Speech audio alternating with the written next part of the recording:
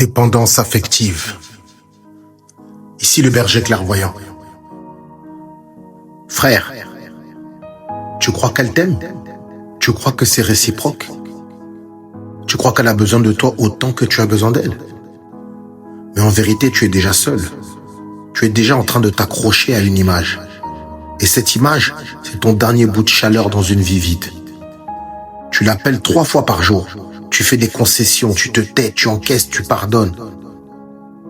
Parce que tu crois que c'est ça, aimer.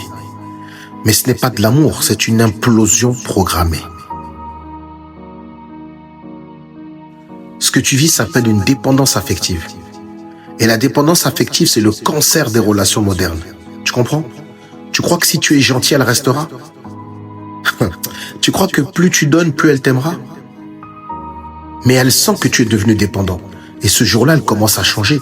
Elle te teste. Elle s'éloigne. Elle s'autorise des choses qu'elle ne t'aurait jamais fait au début.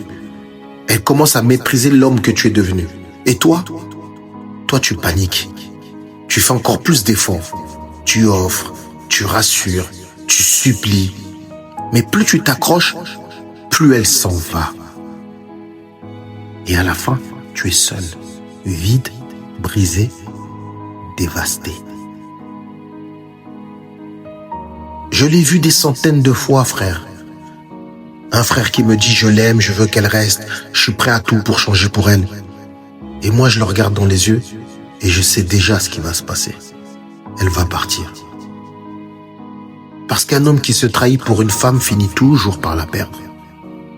Tu ne te rends pas compte, mais chaque fois que tu t'effaces pour elle, chaque fois que tu t'excuses pour exister, chaque fois que tu cèdes, que tu évites les conflits, tu t'enfonces et elle s'éteint. Tu crois que c'est de l'amour? Mais c'est juste le vide qui tremble.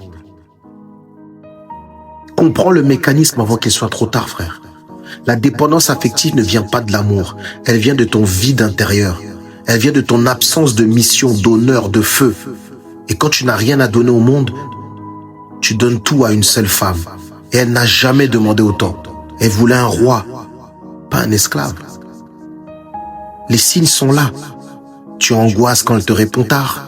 Tu veux qu'elle te rassure tous les jours. Tu lui parles plus qu'à tes frères. Tu veux tout contrôler, tout savoir. Tu vis dans la peur qu'un autre prenne ta place. Mec, tu deviens parano. Et cette peur, tu crois que tu peux la cacher. Mais elle le sent. Elle la sent, cette peur.